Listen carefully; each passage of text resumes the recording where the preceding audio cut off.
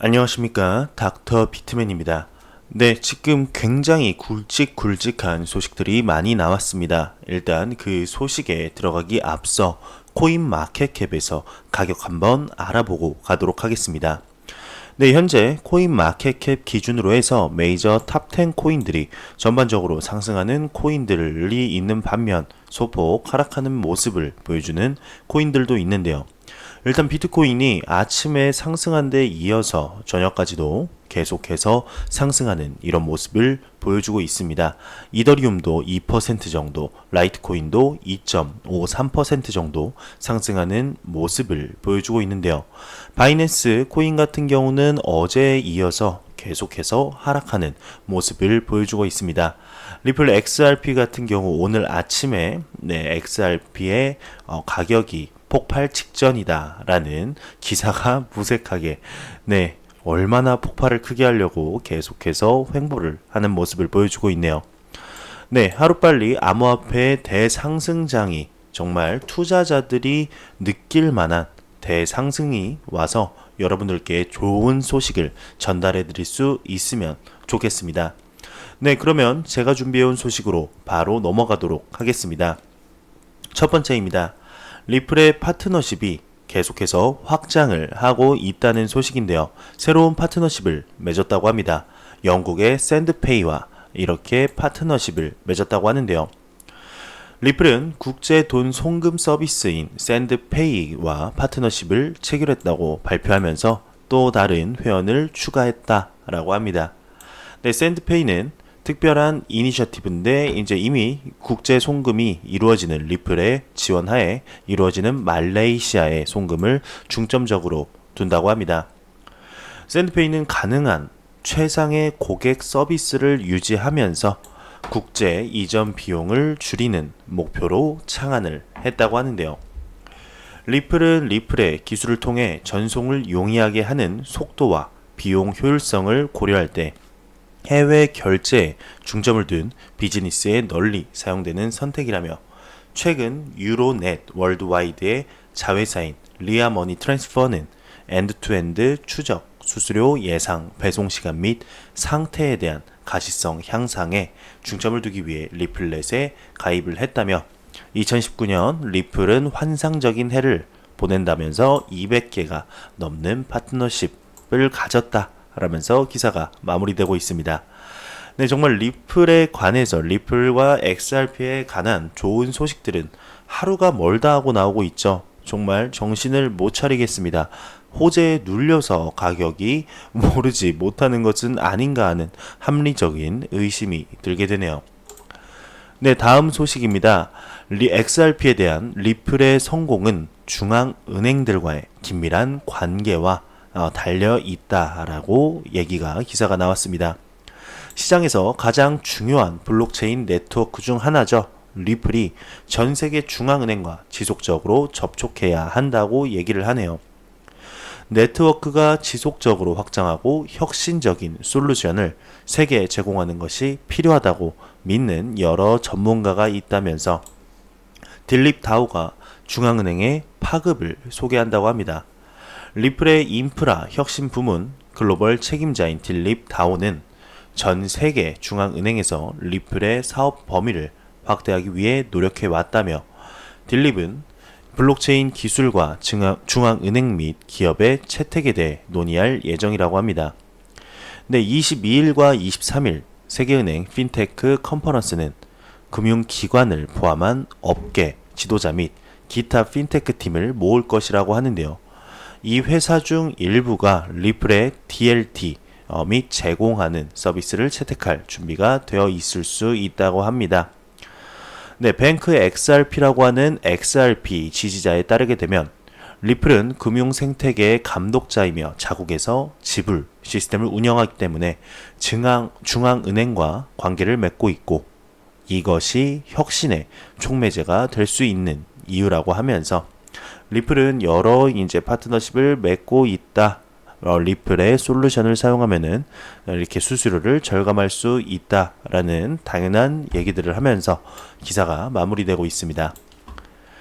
네, 다음 소식입니다. 말레이시아가 중국 정부 도움으로 암호화폐만 허용하는 관광도시 조성을 모색하는 중이라고 하네요. 어떤 내용인지 보겠습니다. 말레이시아의 말라카 도시에 835 에이커의 세계 최초의 블록체인 기반 관광 도시를 만드는 프로젝트를 구상 중이라고 합니다. 네, 보도에 따르게 되면 이 프로젝트는 멜라카 해협 도시 프로젝트라고 불리면서 휴가 기간 동안 사용된 모든 공공 서비스에 대한 블록체인 기반 지불 방법을 다룰 것이라고 하는데요. 네, 또한 말라카 해협 도시 프로젝트는 중국 정부와 글로벌 최대 건설 업체인 중국 건축 공정 총공사가 지원할 것이라고 합니다. 네, 멜라카 해협 도시의 임캉카이 공식 대리인은 방문객들이 시내 주변의 DMI 플랫폼에서 DMI 코인으로 서비스 비용을 지불할 수 있을 것이라고 설명을 했다면서 멜라카 해협 도시의 투자자들은 이곳을 말레이시아에서 가장 큰 관광 명소로 만들어 연간 최대 300만 명의 관광객을 유치할 것으로 기대한다고 합니다. 네, 과연 이 소식이 암호화폐 시장에 어떠한 영향을 미치게 될지 한번 지켜보도록 하겠습니다.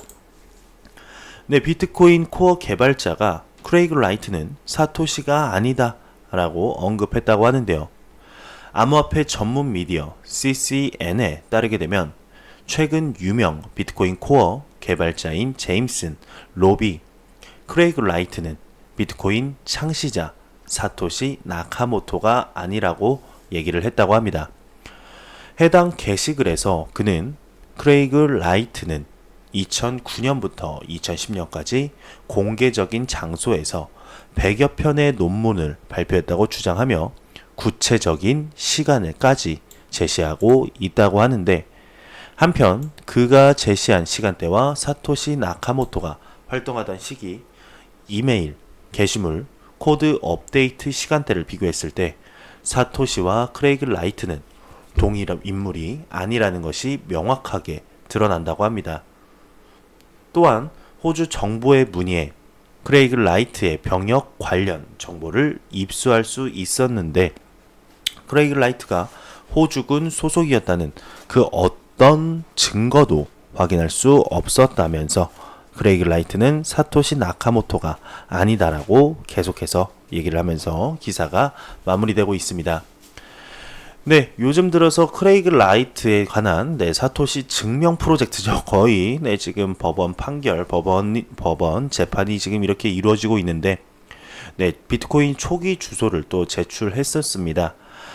과연 크레이그 라이트가 사토시가 맞을까요? 아닐까요? 참, 모르겠습니다. 존 메가피의 언급에 따라서 굉장한 파장이 일을 것으로 예상이 되는데, 현재 비트코인 SV를 투자하고 장기적으로, 단기적으로 투자하시는 분들은 이 소식을 집중하시길 바랍니다. 이 소식이 비트코인 SV에 이어서 비트코인 캐시까지도 크게 영향을 미칠 수가 있을 것으로 저는 개인적으로 생각이 드네요. 미 의원 브래드 셔먼이 모든 암호화폐에 대한 금지를 요구했다고 합니다. 민주당 대표 브래드 셔먼은 비트코인과 다른 암호화폐들이 미 달러와의 패권에 내포하고 있는 위협에 대해 경고했다고 암호화폐 미디어 채피캡이 보도했다고 하는데요.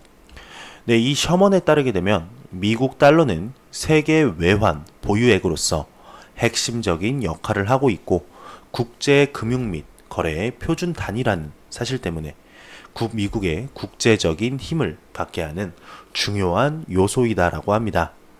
그는 암호화폐와 그 지지자들이 분명히 이 힘을 약화시키려고 하고 있다고 주장했다고 하는데요.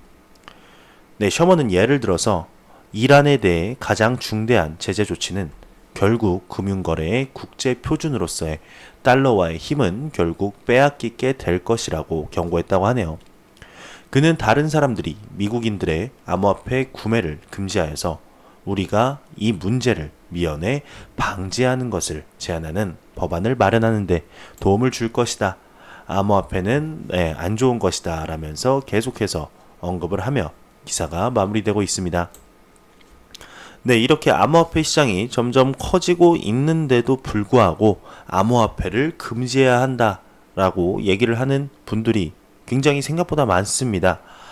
참 답답한데요. 미 의원이면 배울 만큼 배우신 분인데 왜 이렇게 암호화폐에 대해서 안 좋게 생각하시는지 한편으로는 이해도 갑니다만 참 안타까운 따름입니다.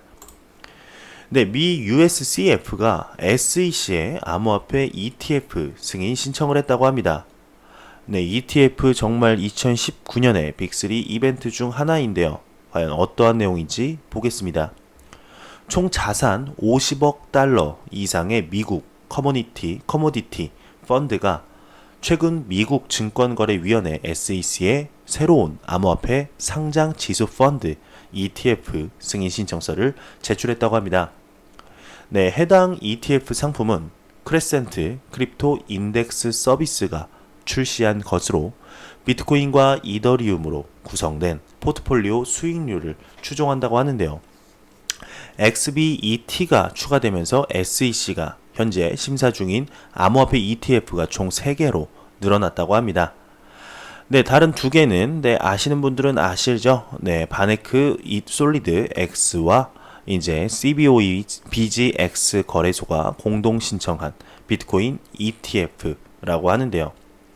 SEC는 아직까지 어떤 암호화폐 ETF도 승인하지 않은 상태죠. 참 아쉬운 소식, 안타깝습니다. ETF가 2018년 말부터 계속해서 2018년 안에는 승인 날 것이라는 이런 여론들이 많았었는데 2019년이 넘어오면서 지금 2분기가 2분기 중반 정도가 되었는데도 아직까지 ETF 승인 이런 소식이 없습니다. 하루빨리 ETF와 벡트와 ETF가 모두 승인 및 개장을 해서 암호화폐 시장에 긍정적인 영향을 미쳤으면 좋겠네요.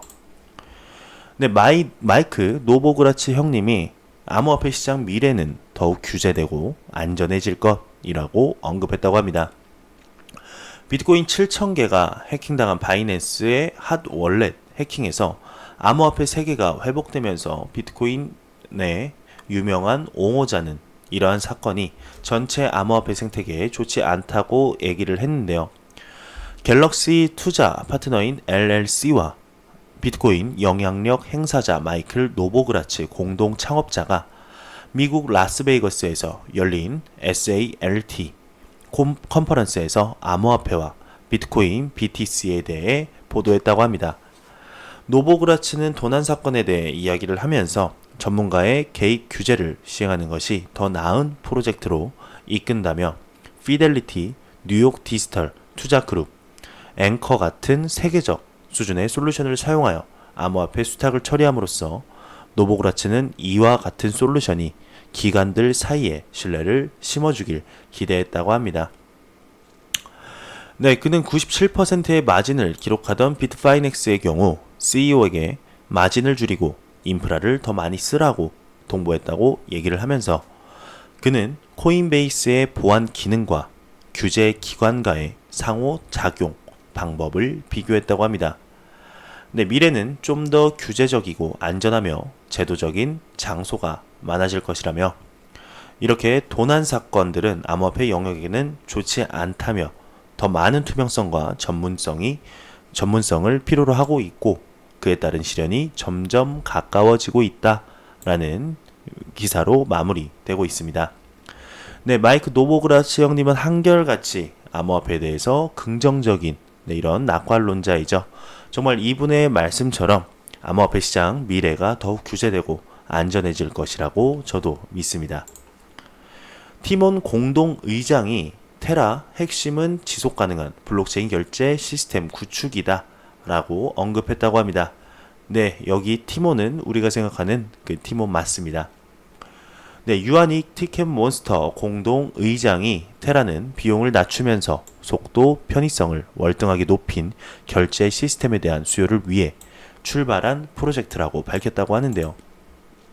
미디엄에 발표한 글로벌 블록체인 핀테크 기업 테라에 대한 단상이라는 글을 통해 티몬이 일정 규모 이상의 전자상거래 회사로 성장한 2012년 이후 매년 말 어렵게 협상 전략을 짜고 고민하고 논의해야 했던 주제 중에 하나가 바로 결제 시스템 수수료였다면서 신뢰와 보안에 필요한 여러 정책과 중간 과정을 블록체인 기술로 보완하고 간소화해 비용은 낮추면서도 기존 대비 보안, 속도, 편의성을 월등하게 높인 결제 시스템이 완벽하게 구현된다면 티몬, 테라, 얼라이언스뿐만 아니라 대부분 온라인 커머스 사업자, 심지어 오프라인 유통업체들까지 관심을 갖고 사용할 것이라면서 결국 블록체인이 기반이 되는 핀테크의 혁신의 가장 큰 전환점이 될 것으로 기대된다고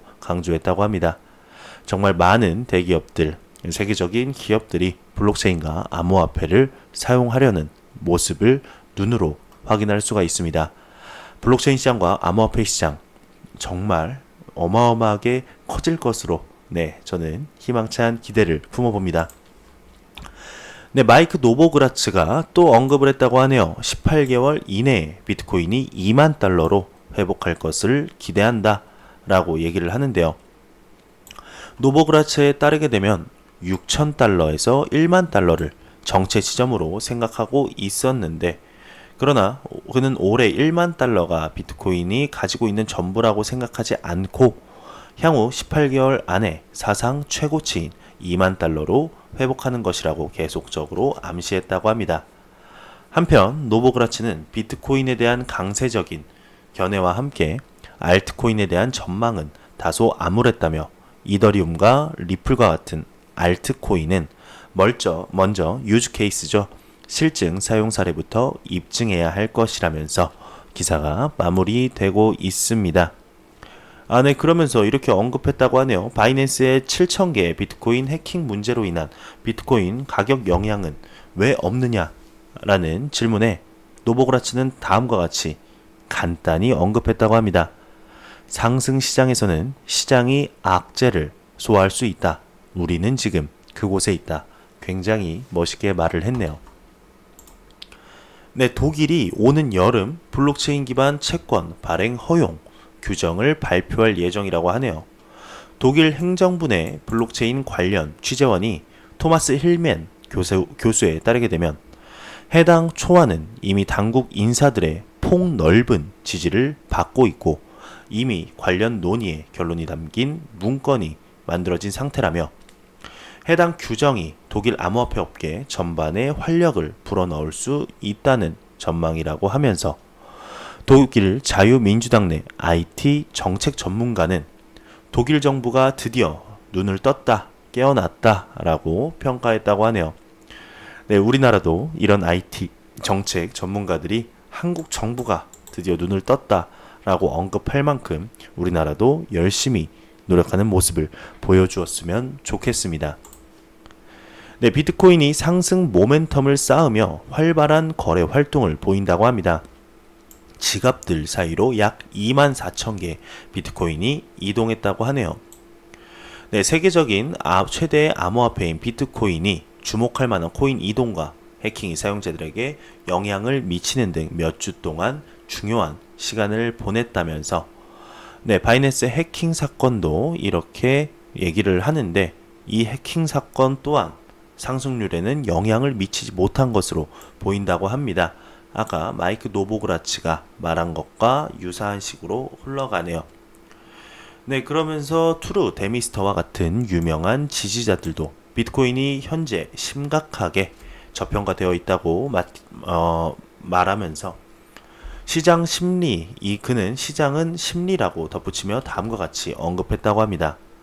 2013년 말과 2014년 초에도 실현하지 않은 수익이 많은 비슷한 패턴이 나타났고 2017년 여름에도 같은 일이 벌어졌다며 투자 심리는 탐욕에 더 기울었고 약세 시장이 형성되면 긍정적인 심리는 분명히 감소한다며 일단 마이너스로 접어들게 되면 개인 투자자들은 이탈을 하게 되는데 이는 작년 11월 비트코인이 6,000달러에서 거의 3,000달러대로 하락했을 때 일어났던 일이다 라면서 기사가 마무리되고 있습니다.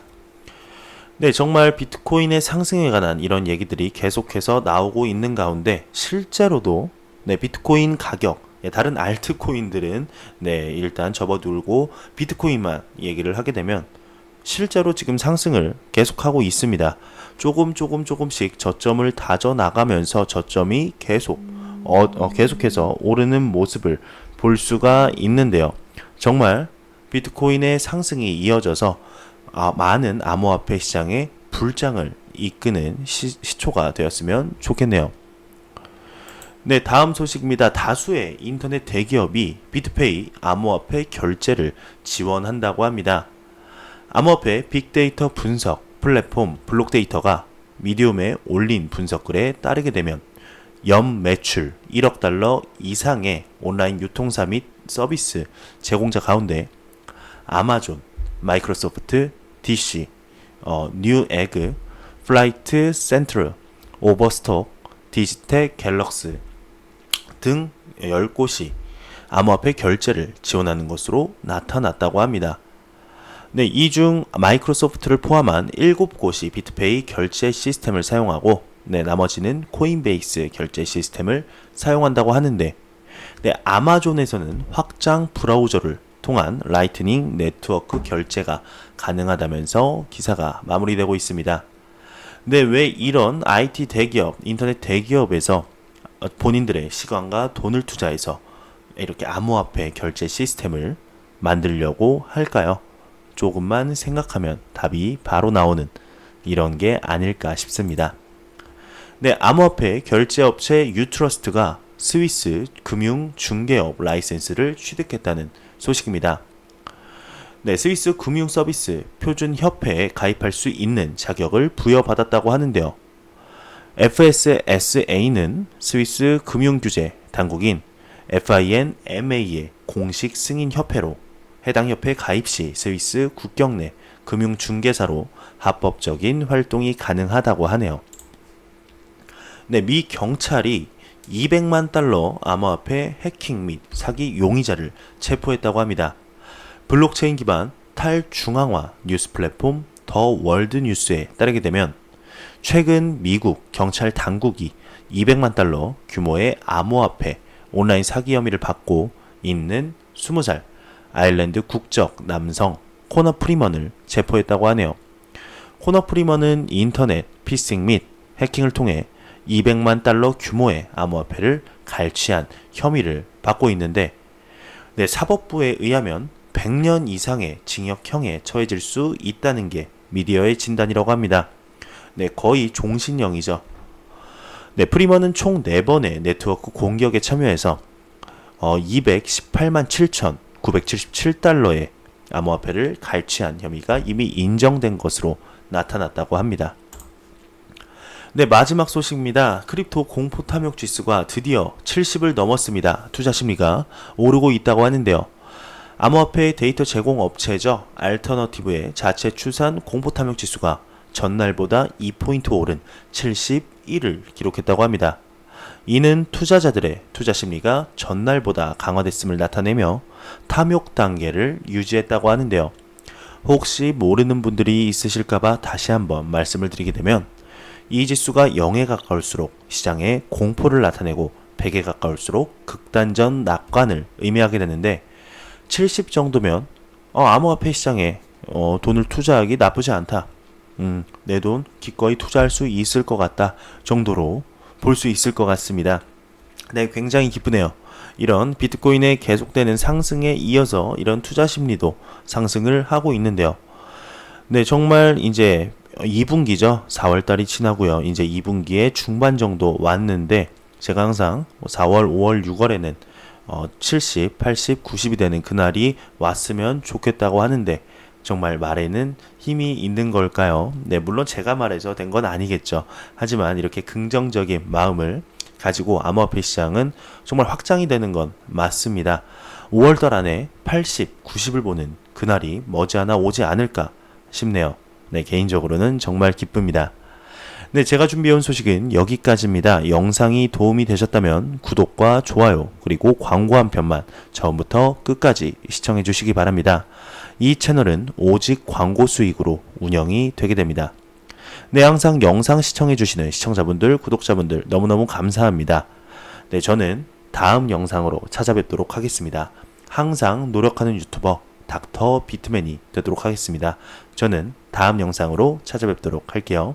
감사합니다.